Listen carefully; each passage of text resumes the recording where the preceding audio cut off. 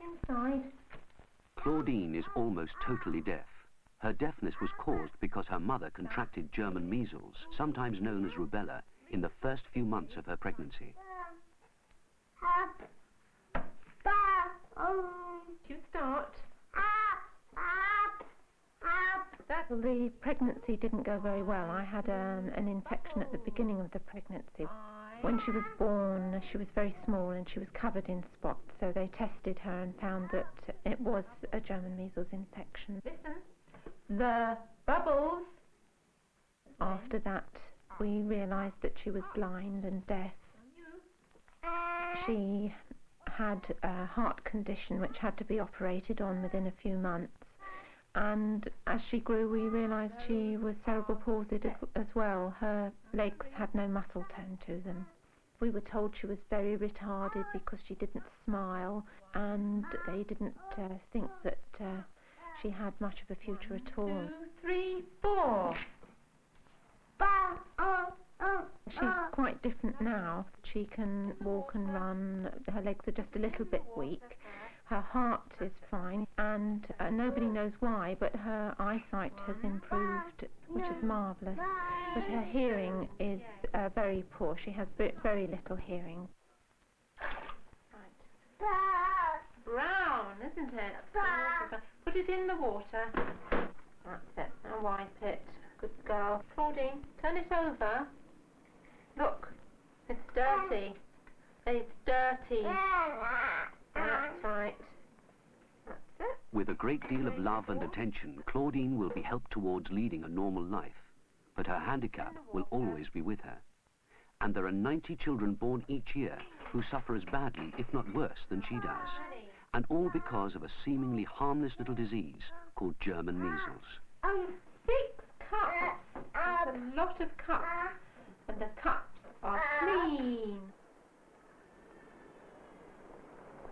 In fact, German measles is harmless to most people. It's only dangerous for women when they're pregnant. The terrible thing about German measles is that you may not even know you have it. It's so mild and the rash appears and disappears so quickly that it may pass entirely unnoticed. Yet for a pregnant woman, it can have horrific results. That's why, for your own peace of mind, it's essential to know whether you're immune or not.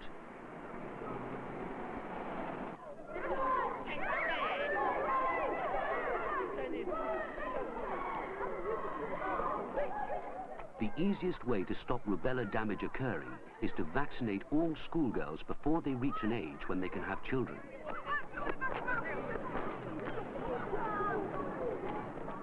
Every school in the country now takes part in a scheme to make sure that all girls between the ages of 10 and 13 are vaccinated.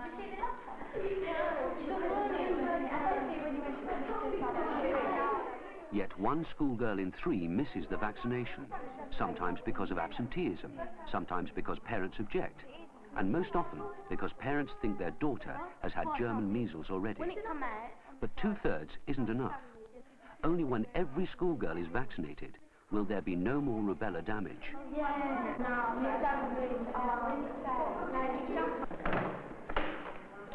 Next one.